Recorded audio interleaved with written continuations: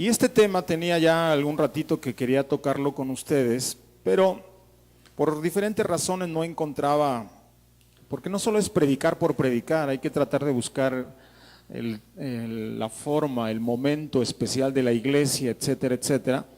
Y en estos días sentí que era ya tiempo de tocar el asunto de la paternidad con ustedes, porque veo una necesidad, ya que muchos de ustedes son relativamente nuevos en esta casa y necesitamos entender cómo funcionan los principios de paternidad.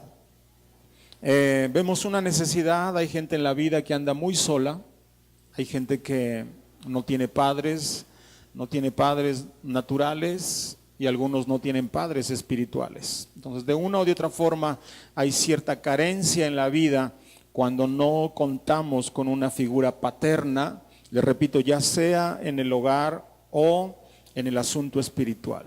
Entonces, cuando esto sucede, vemos a muchas personas luchando y batallando en la vida porque no entienden este principio.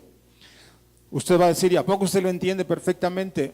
Lo entiendo perfectamente porque lo hemos estudiado, porque lo hemos analizado, pero también tengo que reconocer que no me cuesta trabajo el asunto de la paternidad, porque Dios me bendijo con un buen padre natural. No era perfecto, tenía algunos bemoles, pero en su mayoría fue un buen padre, un hombre responsable, trabajador, siempre vio por su familia, siempre estaba tratando de darnos lo mejor y la mejor educación en sus posibilidades, etcétera, etcétera.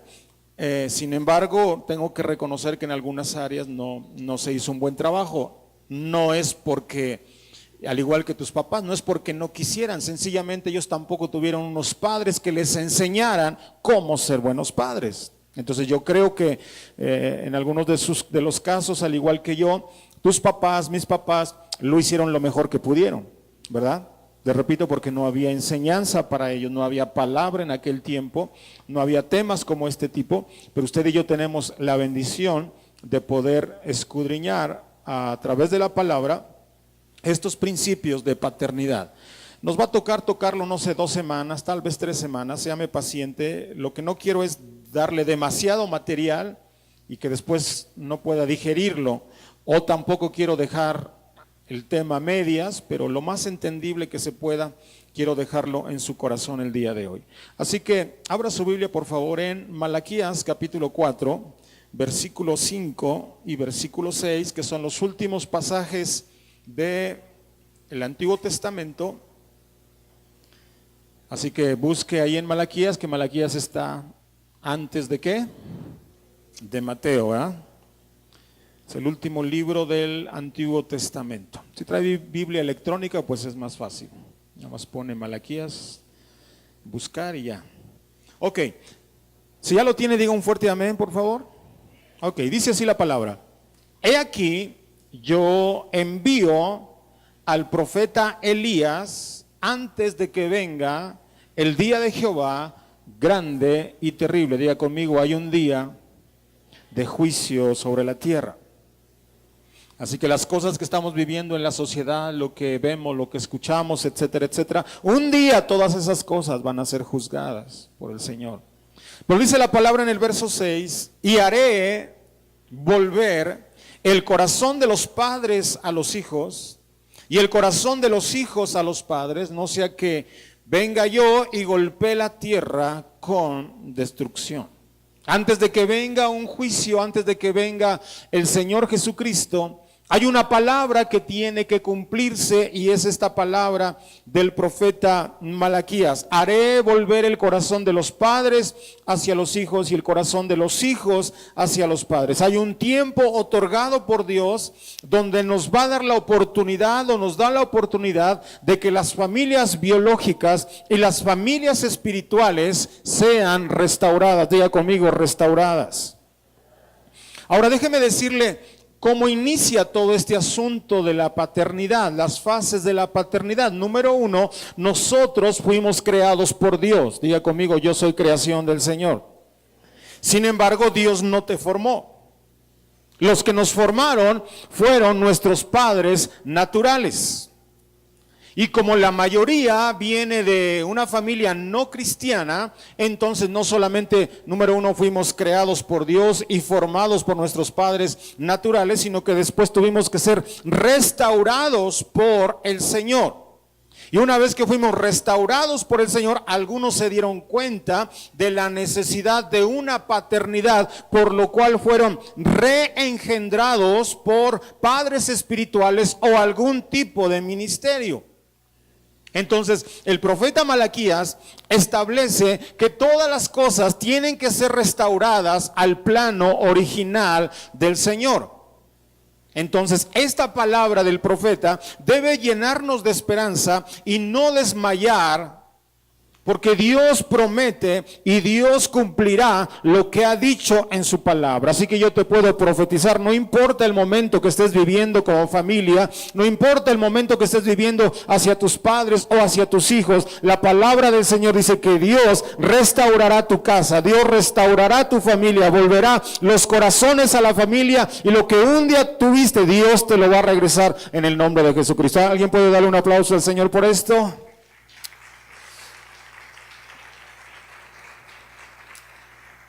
Después, en el libro de los Hechos, capítulo 3, versículo 19 al versículo 21, el Señor Jesús da una palabra muy similar, muy paralela a la que dijo el profeta Malaquías. Hechos capítulo 3, verso 19 al verso 21, me puede seguir con su vista si le cuesta trabajo encontrar la cita. Dice: por tanto, arrepentíos y convertíos, para que vuestros pecados sean borrados, a fin de que tiempos de refrigerio vengan de la presencia del Señor, y Él envía a Jesús el Cristo, designado de antemano para ustedes, verso 21, a quien el cielo debe recibir hasta el día de la restauración de todas las cosas. Diga conmigo: todas las cosas un día serán restauradas, ¿ok? Habrá una restauración de todas las cosas, incluyendo la paternidad.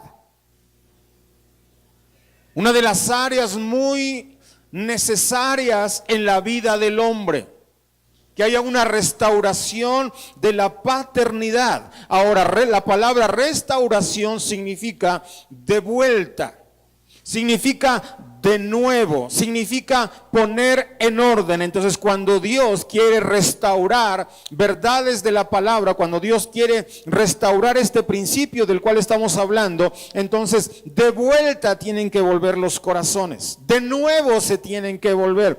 Debe haber un orden en la casa, debe haber un orden en la familia. Cuando Dios dispone a hacer algo poderoso, cuando Dios dispone a crear cosas, uno de lo que encontramos en Génesis es que Dios establece orden para que puedan soltarse y venir todas esas bendiciones. Hay hogares, hay familias que no han experimentado esto, porque lo primero que Dios está esperando es que tú pongas orden en tu casa, empezando por los hombres. ¿Cuántos dicen amén? Ahora, sabemos que el causante de la pérdida de esa relación correcta entre padres e hijos es el diablo.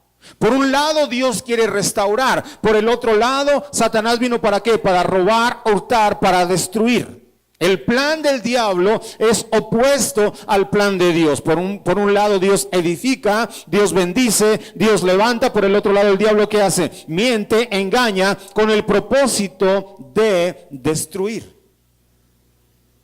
Y es a través del engaño que él ha tratado o ha robado la figura paterna. ¿Por qué esto es importante? Porque el día que en el hogar el hombre se alinea con Dios, todo el mundo se alinea. No es lo mismo que la salvación llegue a una mujer a la casa a que la salvación llegue al hombre. Porque cuando la salvación llega a la mujer, entonces la mujer le cuesta trabajo, tiene que estar orando por el esposo, tiene que estar orando por los hijos, y íbamos a la iglesia, íbamos a orar, íbamos a hacer esto, y es como remar contra la corriente. Pero el día que papá se alinea, él nada más dice: hey, todos nos vamos a la iglesia, y todos se tienen que ir a la iglesia. Hey, vamos a servir al Señor, y se empiezan a involucrar. Cuando el hombre decide regresar al plano original del Señor, entonces el diablo trata de robar esto, la figura paterna, para que a través de esto la familia se enferme y no funcione de la manera correcta. Y una de las formas a través de las cuales se roba la figura paterna es a través del espíritu de Jezabel. Diga conmigo, Jezabel. Si un día tienes una hija, no te recomiendo que le pongas Jezabel.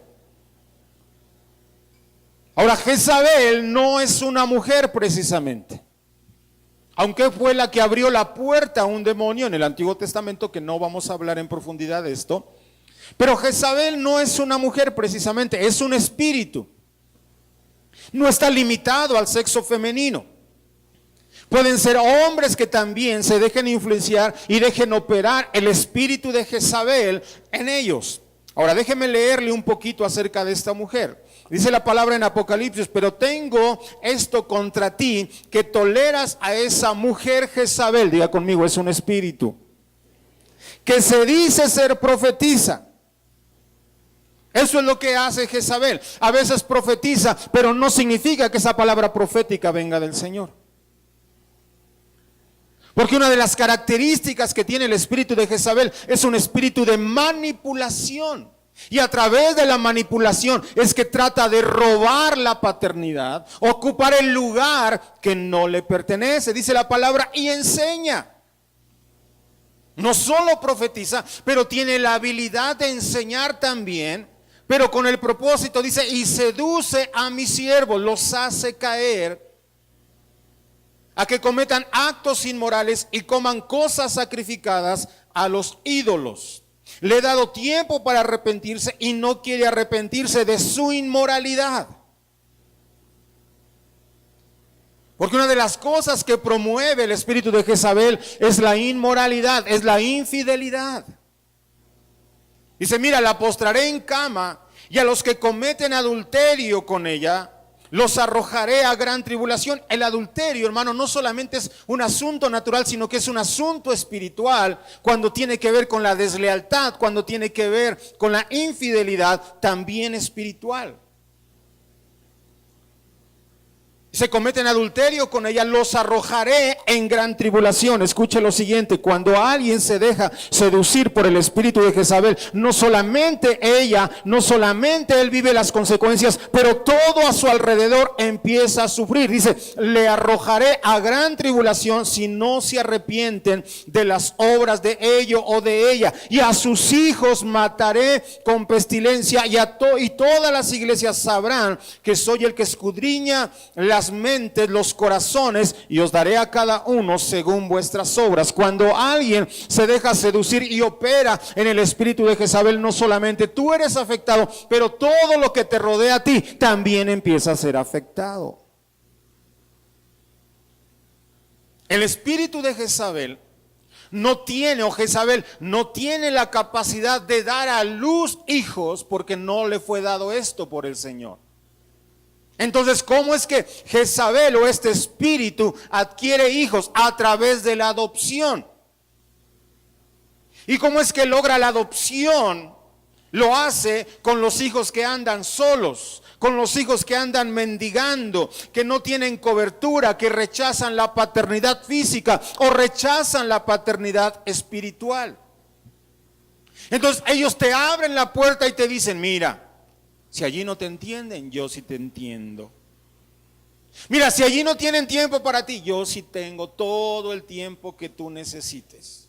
Y te dice, mira, lo que a ti te hicieron, a mí también me lo hicieron. Diga conmigo, manipulación.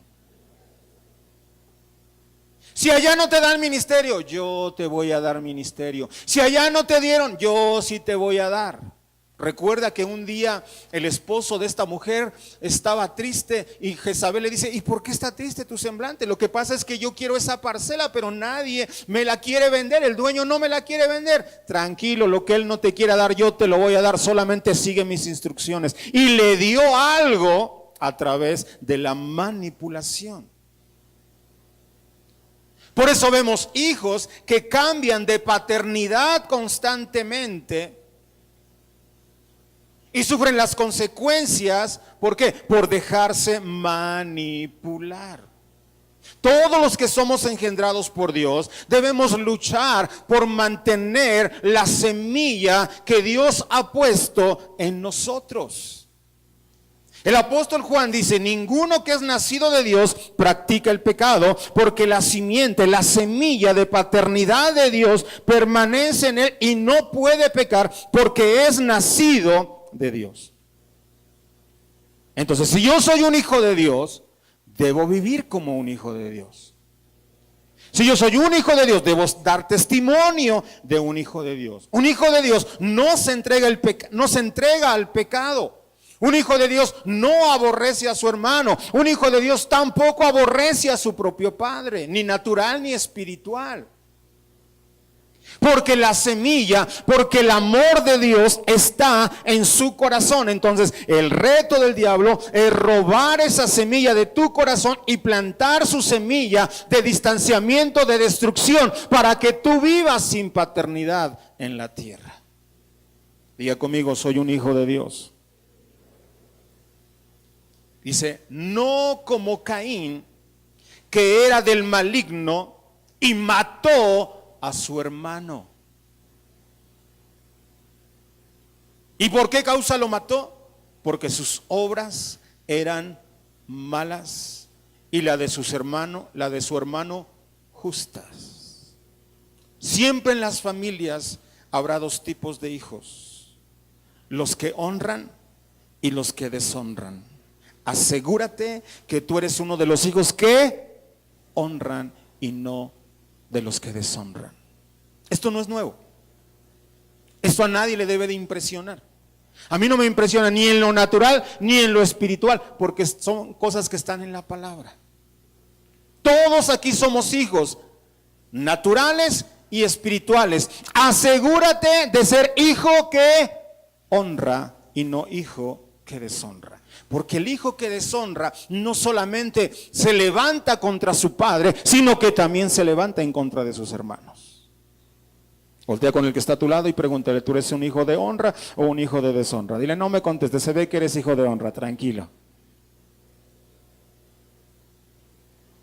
Por eso, hermano, la necesidad de ser reengendrado en caso de que no hayas tenido la formación correcta. Así que yo te animo: si tuviste carencia de paternidad, tú necesitas paternidad. Y si andas solo, si andas huérfano por la vida, es decir, nadie pregunta por ti, no hay quien ore por ti, no hay quien te ministre en los momentos difíciles, significa que tú andas solo, tú andas huérfano en la vida. Necesitas un padre, necesitas ser reengendrado. Especialmente en lo espiritual. Le voy a decir por qué. Porque hay quienes fueron engendrados por padres espirituales, pero no te dieron buena formación. Es mi caso. La persona que me engendró espiritualmente, ¿por qué yo no pude seguirla en su momento? Número uno, porque yo descubrí que era una persona mentirosa. Número dos, un día me decepcioné porque iba pasando por la calle y lo vi tomando. Y número tres, porque un día él dejó a su esposa. Yo dije: yo no necesito ese tipo de formación. Yo no puedo recibir ese tipo de paternidad. Y no te estoy hablando de padres perfectos. Te estoy hablando de padres que luchan por caminar en integridad con el Señor. Tú no puedes dejarte influenciar por cualquier persona. Asegúrate que esa persona, aunque no sea perfecta, pero se esfuerza por caminar en los principios de la palabra del Señor. Hay quienes fueron engendrados por padres legalistas: todo está mal, todo está mal, todo es pecado, todo es pecado. Pero el otro extremo, hay quienes fueron engendrados por padres demasiado liberales. Entonces puedes hacer lo que sea, ir donde sea, tomar lo que sea, y a cabo que ya te vas a ir al cielo de todas formas. Ese es el otro extremo de la paternidad. O hay quienes fueron engendrados por padres espirituales en medio de errores o doctrinas diabólicas. Es triste decirlo, pero hay padres espirituales mentirosos, deshonestos, desleales, de doble moral. Por eso algunos necesitan ser reengendrados y empezar otra vez a ser formados en la vida. Y le voy a hablar con fundamento. Gálatas capítulo 4, versículo 19.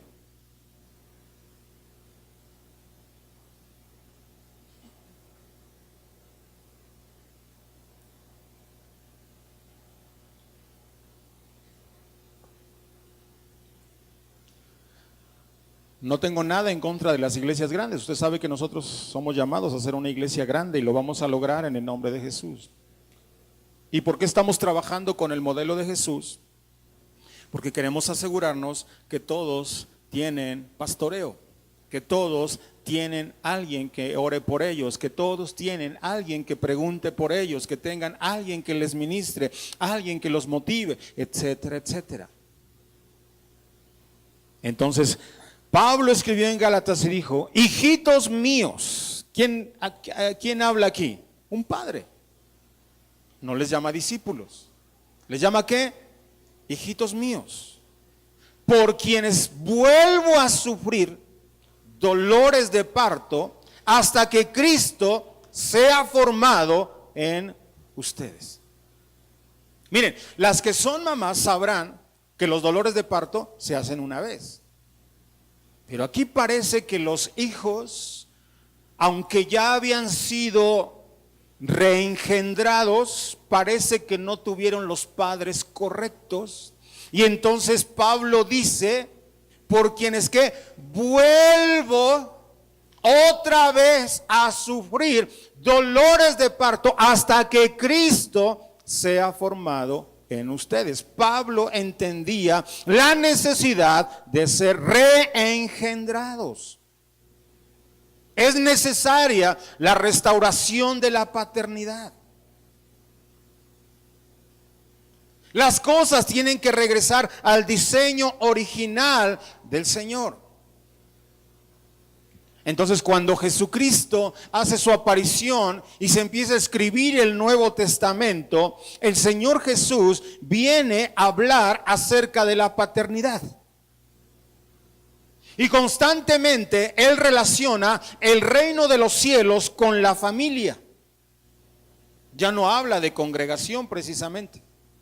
Ya no habla de un grupo de personas, sino que ahora habla de una familia. Y empieza a hablar, por ejemplo, la parábola del padre que tenía 2 hijos, a los cuales a esos 2 hijos los envió a trabajar a su viña.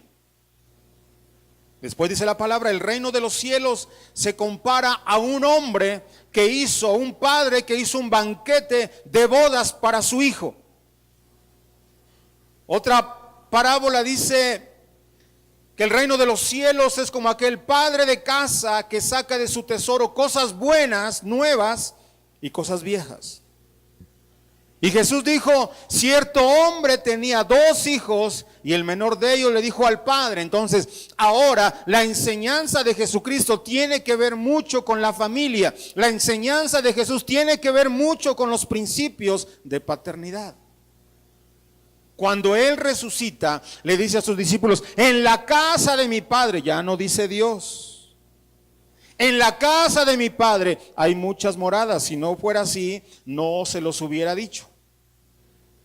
Ahora el Señor ve a la iglesia como una familia y todos nosotros tenemos un Padre celestial, pero Dios también nos ha dado padres terrenales y nos ha dado padres espirituales para nuestra protección.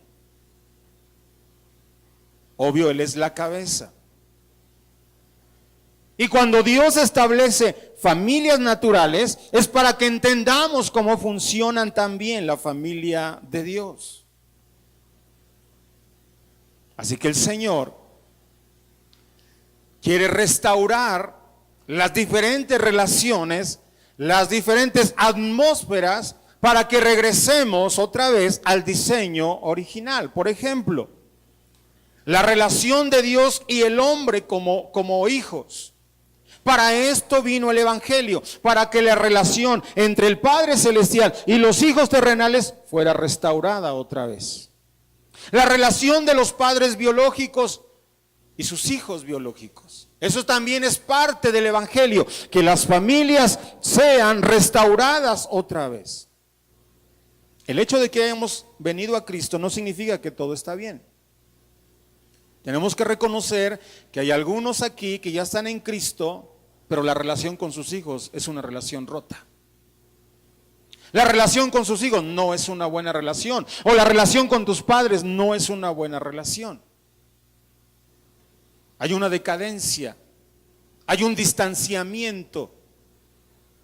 Hay quienes teniendo padre o teniendo hijos no se hablan, no se frecuentan, no se bendicen, no se ayudan,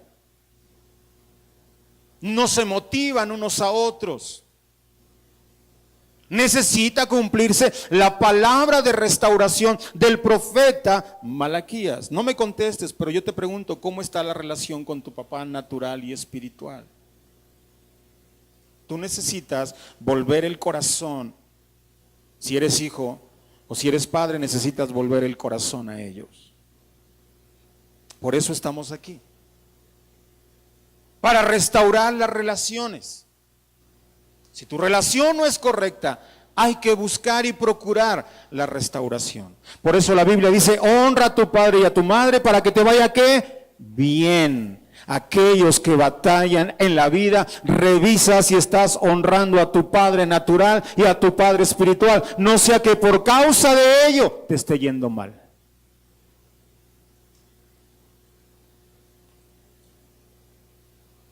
Hay que procurar esa relación. Ahora, partiendo de este principio, usted puede aplicar el concepto de paternidad dependiendo la necesidad que usted tenga. Pero nuestro reto es regresar al diseño del Señor, para que entendamos cómo funciona la familia natural y cómo funciona la familia espiritual. Hay quienes tienen familia pero no saben cómo funciona y por eso no hay buena relación entre ellos.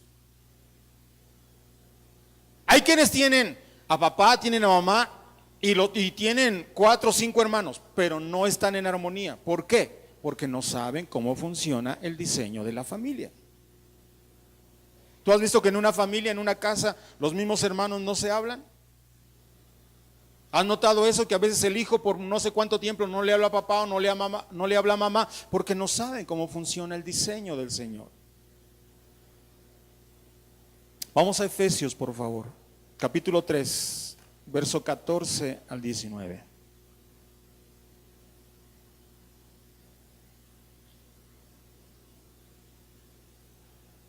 Cuando usted y yo rompemos el diseño, empiezan los problemas. Cuando los hijos quieren mandar, ya se está rompiendo el diseño. Cuando mamá es la que lleva las riendas, ya se está perdiendo el diseño. Cuando los hijos quieren juzgar a papá, mamá, ya se está rompiendo el diseño. Usted y yo necesitamos ¿qué? Regresar al diseño original. Cuando los hijos quieren enseñarle a los papás, se está rompiendo el diseño. ¿Escuchó bien?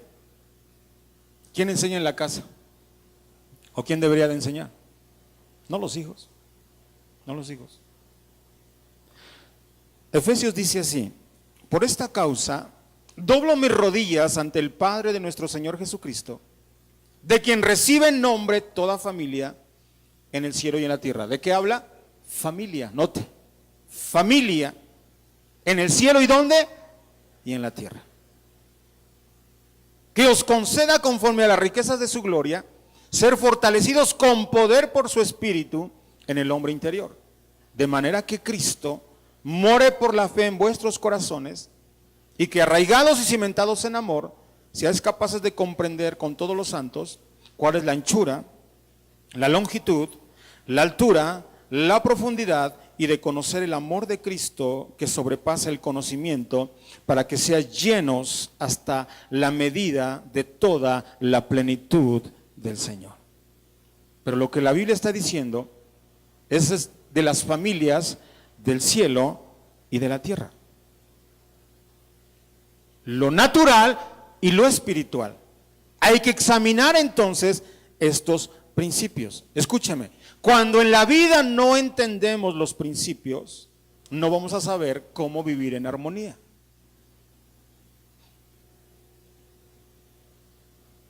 No va a saber cómo aplicar estos principios para su diario vivir. Entonces, el gran reto de la vida es aprender cómo funciona la vida. El problema de las familias es que nos falta entendimiento de cómo funcionan las cosas. Nos falta revelación. Y hay tres cosas básicamente que causan problemas o que causan el sufrimiento o el dolor en las familias. Número uno es la falta de conocimiento. Mi pueblo pereció por falta ¿de qué? De conocimiento. De conocimiento. La gente habla lo que no sabe. La gente critica lo que no sabe. No hay conocimiento. Otra cosa que causa dolor, sufrimiento en las familias es la falta de entendimiento. No conozco, no entiendo, y la carencia de visión espiritual. Es como andar en tinieblas. Entonces la gente dice, no entiendo por qué no salgo adelante, tengo problemas aquí, tengo problemas allá, porque no conocemos esos principios. Si conociéramos y aplicáramos esos principios, tendríamos menos problemas en el matrimonio y tendríamos menos problemas con los hijos. Pero no los aplicamos. Ok. El tiempo que resta. ¿Qué es entonces paternidad? Paternidad es el origen, es el que sostiene, es el que mantiene. Entonces ahí tenemos la definición. Padre es el que defiende y sostiene todo lo que sale de su origen. Cuando Dios creó al hombre, lo creó para ser padre. Todos los hombres levanten su mano conmigo, todos los hombres. Diga conmigo, Dios me llamó, no importa si eres soltero, Dios me llamó a ser un padre.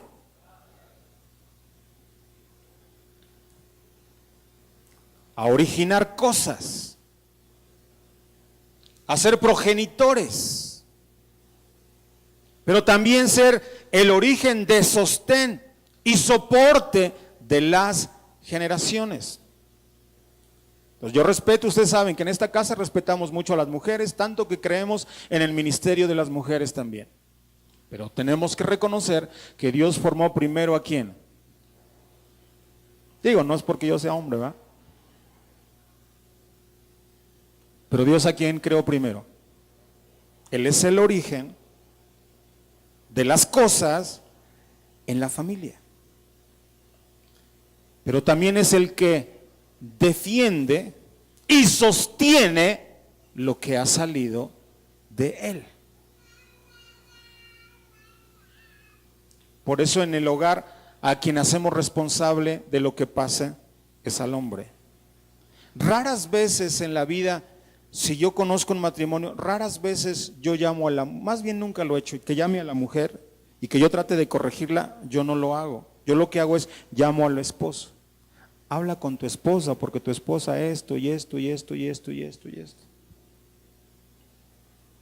Porque tú eres el origen de las cosas. La solución está en ti. Que tu familia se alinee está en ti. Que tus hijos caminen con Dios está en ti. Que cambie la atmósfera de tu casa depende de ti. Porque somos ¿qué? El origen. El origen. Padre es el que va antes. El que comienza la herencia para toda su simiente. El que debe promover la búsqueda de Dios es el hombre, porque él va ¿qué? Antes que todos. El que debe venir primero a la iglesia, ¿quién es? El hombre, porque él va antes que todos. Porque tú estás iniciando una herencia para tu simiente, y no estamos hablando de economía precisamente. Estamos hablando de tu fe, de tu búsqueda, de tu consagración, etcétera, etcétera. Así que aunque tú tengas hijos pequeños, cuidado, porque tú estás empezando a construir una herencia para ellos y ellos van a seguir tus pasos, van a seguir tus pisadas, lo te guste o no, lo quieras o no. Hay un ejemplo que tú les estás dando. La pregunta ¿es un buen ejemplo o es un mal ejemplo? padre es el que da la identidad a la familia. Le da identidad a la familia.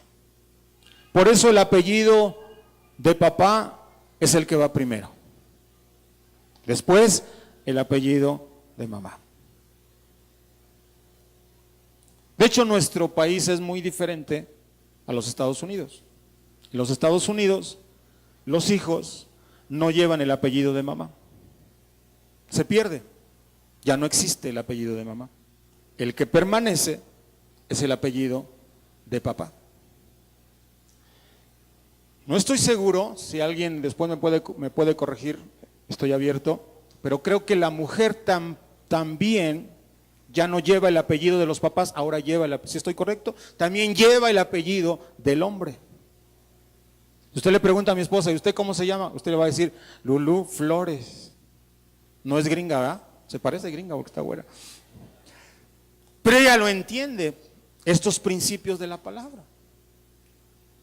Ahora, ¿qué es lo que está tratando de hacer el apellido? El apellido está tratando de reclamar su simiente. El apellido está tratando de reclamar su semilla, su permanencia.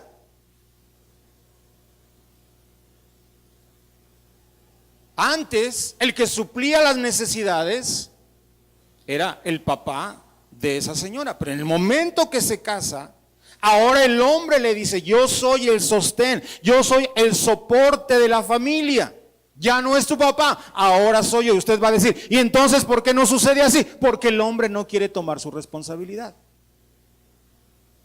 Porque el hombre evade su compromiso. Entonces no se quejen hombres cuando dicen, ay, yo no sé por qué mi esposa quiere mandar en la casa. Porque usted no quiere tomar el liderazgo.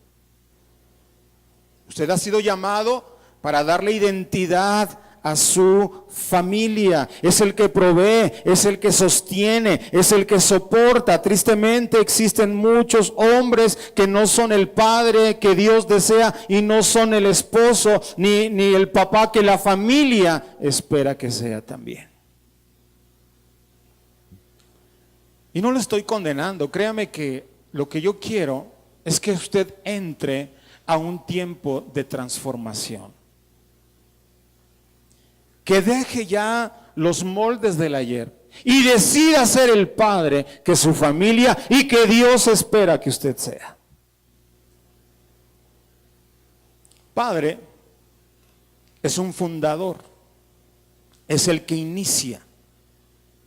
Por eso constantemente escuchamos esta palabra de padres. Por ejemplo, en la Biblia, o la historia más bien, la historia de la iglesia, reconoce a los primeros que fundaron la iglesia, los reconoce como los padres de la iglesia. No estoy hablando de sacerdotes, estoy hablando de los que inician, de los que fundan, de los que dan a luz algo nuevo.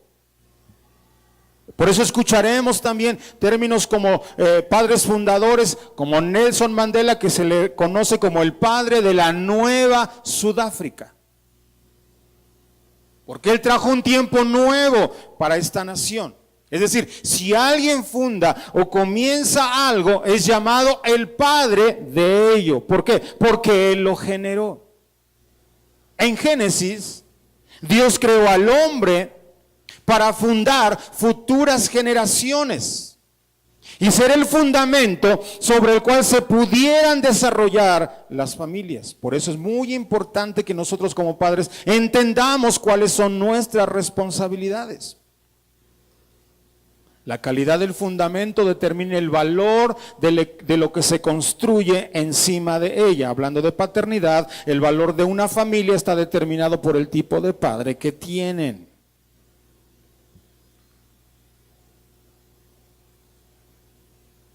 Tu familia será tan fuerte como lo seas tú, padre de familia.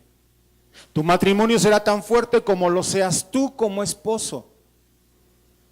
Tu hogar será muy fuerte. Eso, la medida, tú la vas a determinar. El valor de tu familia, tú lo vas a determinar cuando decidas tomar tu responsabilidad. Te repito, eso a mí tampoco me lo enseñaron, tranquilo. Pero podemos empezar a hacer las cosas correctas. Un padre ¿Es un qué? Es un autor. Eso tiene que ver con la autoridad sobre algo.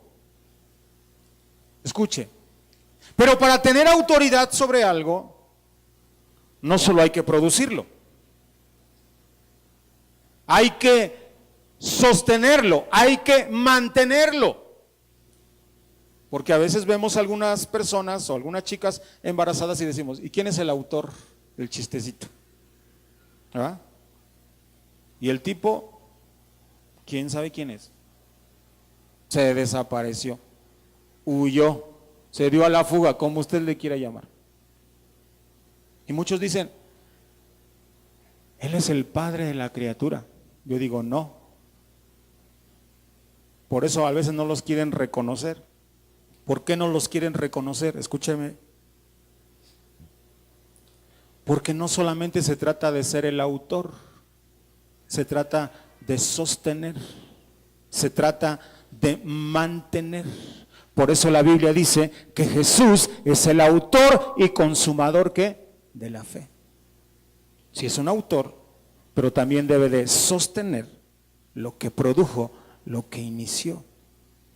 Entonces algunos dicen, es que no entiendo por qué mis hijos no me honran, no entiendo por qué mis hijos no me bendicen, no entiendo por qué. Porque sí fuiste el autor, mi hijo, pero no has querido tomar tu responsabilidad. Muchos hombres son autores de bebés, pero no terminan lo que empezaron como padres. A mí me gusta el papá que tengo, papá celestial, porque él dice que el que comenzó la buena obra, la terminará. Papá Dios nunca deja las cosas a medias. Lo que Él empiece en nosotros, tenemos la garantía de que Él lo va a terminar. Entonces, por eso es que Dios nos hace relacionar la familia natural con la familia espiritual. Siguiente, un padre es un maestro. ¿Qué hace un maestro? Enseña. Enseña. Por eso ahora con las propuestas de las reformas de educación, y usted ya sabe todo ese asunto, ¿no? Del matrimonio que sea igual y cosas por el estilo, obvio la sociedad se pone a temblar porque ¿qué le van a enseñar a mis hijos? ¿Qué tipo de instrucción va a recibir? Etcétera, etcétera. Pero déjeme decirle, a sus hijos no se los forma el colegio, sus hijos los forma usted. La responsabilidad no lo tienen los profesores, la responsabilidad la tenemos nosotros de sentarnos y enseñarles a nuestros hijos aún sobre sexualidad. Y enseñarles a guardarse, y enseñarles que eso es exclusivamente para el matrimonio. No decirle, mire, mi hijo, está bien, nada más que cuídese, cómprese sus condones. No. No. Hay que enseñarles. Alimentar su desarrollo, enriquecer sus vidas, ayudarles a expandirse, hacerlos crecer. Así que una de las mayores responsabilidades que tenemos como padres es enseñar a nuestra descendencia, tomar nuestra responsabilidad. Y no estoy diciendo que, porque estamos nosotros trabajando para que ese tipo de cosas no prosperen en los colegios. Pero tampoco podemos nosotros evadir nuestra responsabilidad como padres. Tenemos que enseñarle a nuestros hijos. A nuestros hijos. Un padre es un creador y estoy hablando más de creatividad. Usted y yo tenemos que enseñar a nuestros hijos a descubrir su creatividad. Porque usted y yo tenemos también dentro de nosotros que somos creativos porque tenemos un padre que es creador. Y ya para terminar, porque no quiero dejarle mucha información, quiero dárselo poco a poco. La paternidad es la habilidad y la gracia de impartir y reproducir vida en otros. A eso he sido llamado. Los padres hemos sido llamados ¿a qué? A impartir y a reproducir vida en otros. Me acuerdo un día que mi hijo Javes fue a un campamento de jóvenes. Se sentó, estaba sentado allí con muchos jóvenes. Llegó un pastor, Se sentó a la mesa y lo tenía enfrente y le dijo, tú eres hijo de Julio, ¿verdad? Y dijo, sí. ¿Conoce a mi papá? Ah, claro que lo conozco. Y ya, y se pusieron a platicar. Le dijo, ¿y cómo sabe que es mi papá? Dice, porque son igualitos. Ese es el reto, hermano, que nosotros tenemos en la vida. No solo que nos parezcamos físicamente, sino que cuando la gente nos escuche hablar, cuando la gente vea nuestra forma de proceder en la vida, nuestra forma de enfrentar los problemas, nuestra forma de salir adelante, digan, te pareces a tu papá celestial. Pero también qué dicha que puedan decirte, eres responsable igualito que tu papá. O que te digan, eres igual de trabajador que tu papá. Y que no, que te digan, eres un borracho igual que tu padre. Qué triste cuando la gente hace ese tipo de comparativas. Sí, me imaginaba, igual de mal hablado que su papá. Que realmente nosotros podamos impartir y reproducir vida en aquellos que Dios nos ha encargado. Yo sé que aquí hay muchos jóvenes, un día serás papá. A mí me hubiera gustado que esto me lo enseñaran en la iglesia cuando yo era soltero, pero no había estas enseñanzas. Tú tienes que disponerte desde ahorita, aunque seas soltero, a ser el mejor papá del mundo. Que tus hijos no anden allá buscando paternidad porque ellos saben que la tienen en su hogar, que saben que la tienen en su casa. Póngase de pie, por favor, y vamos a orar. Próxima semana vamos a continuar.